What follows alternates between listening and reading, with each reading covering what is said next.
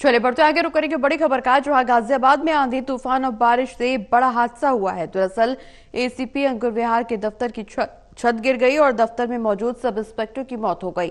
बड़ी खबर आपको बताएं, जहां कल रात आई तेज आंधी और बारिश की वजह से दर्दनाक हादसा हुआ और इस दौरान गाजियाबाद में आंधी तूफान और बारिश की वजह से यह हादसा हुआ है। तस्वीरें आपकी टीवी स्क्रीन पर, जहां एसीपी अंकुर विहार के दफ्तर की छत गिर गई। गाजियाबाद में आंधी तूफान और बारिश का कहर देखने को मिला। एसीपी अंकुर विहार के दफ्तर की छत गिरी और दफ्तर में मौजूद सब इंस्पेक्टर की मौके पर ही मौत हो गई।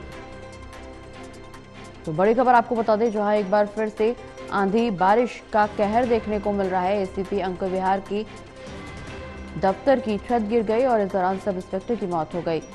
ज्यादा जानकारी के लिए हमारे साथ हमारे सहयोगी करणवीर कश्यप ऑनलाइन पर जुड़े। करणवीर, एसीपी अंकुर विहार के दफ्तर की छत गिरी, आंधी बारिश का कहर एक बार फिर से देखने को मिला, सब इंस्पेक्टर की मौत हो गई।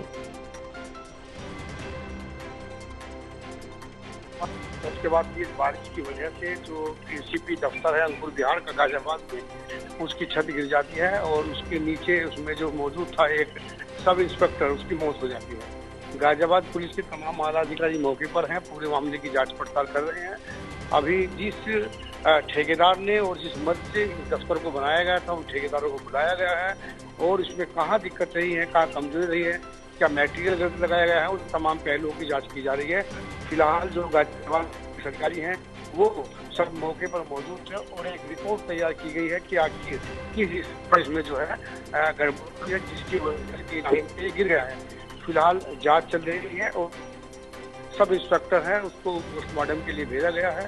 पूरे पुलिस महकमे में इस वक्त मातम है, क्योंकि उन्हीं के बीच एक सब इंस्पेक्टर खराब मौसम की वजह से दफ्तर गिरने से चला गया है।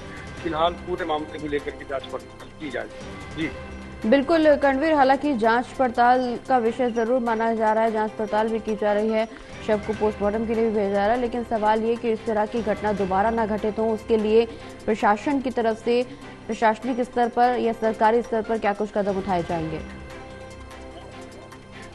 देखिए, प्रशासनिक तौर पर जो भी पुलिस के मैनुअल में जो भी मृतक के लिए, उसके आश्रितों के लिए जो भी संभव होगा वो तमाम चीजें की जाएंगी।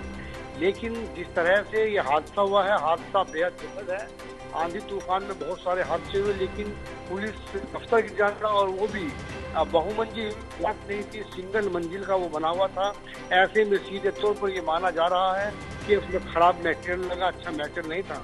उसी बिना पर, उसी आधार पर इस पूरे मामले की जांच पड़ताल की जा रही है और पुलिस के जो जर्जर हालत में इस तरह के जो दफ्तर हैं उन सब की जांच की जा रही है कि आखिर ऐसा हुआ तो किसकी लापरवाही से हुआ। जी बिल्कुल करणवीर, जिस जगह का जिक्र हो रहा है अंकुर विहार में दफ्तर की जो छत गिरी है, वहां पर लगभग आसपास के इलाकों का अगर हम जिक्र करें तो अमूमन वहां की जो सड़क की स्थिति है वो जर्जर है। वहां के आसपास के इलाकों में जो घर बने हैं वो काफी पुराने हैं, जर्जर स्थिति, और ऐसे में अगर इस तरह का आंधी तूफान दोबारा आया तो निश्चित रूप से इस तरह की स्थिति एक बार फिर से खड़ी हो सकती है।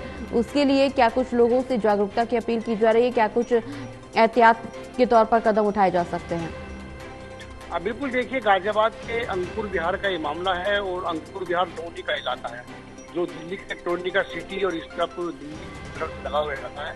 हाल ही में कुछ सालों पहले एक नया सर्किल पुलिस का बना है, जो दफ्तर है। बताया ये जा रहा है कि ठेकेदार के द्वारा उसको नया बनाया गया था, लेकिन वो एक मंजिल का ही बना हुआ था और एक मंजिल चाहे कितनी भी कमजोर हो वो बहुत कम गिर पाती है आंधी तूफान या बरसात में। बहुमंजिल इमारतें तो अक्सर गिर जाती हैं। तो इसके गिरने की वजह क्या रही? क्या जिस ठेकेदार ने इसको बनाया मटेरियल कम था या पहले से जर्जर हालत में हो चुका था? तमाम तरह के बिंदु हैं। कई बिंदुओं पर गाजियाबाद पुलिस की जो टेक्निकल टीम है, जो टेक्निकल लोग हैं, वो इस पूरे मामले की जांच पड़ताल कर रहे हैं कि आखिर इसके पीछे वजह क्या है।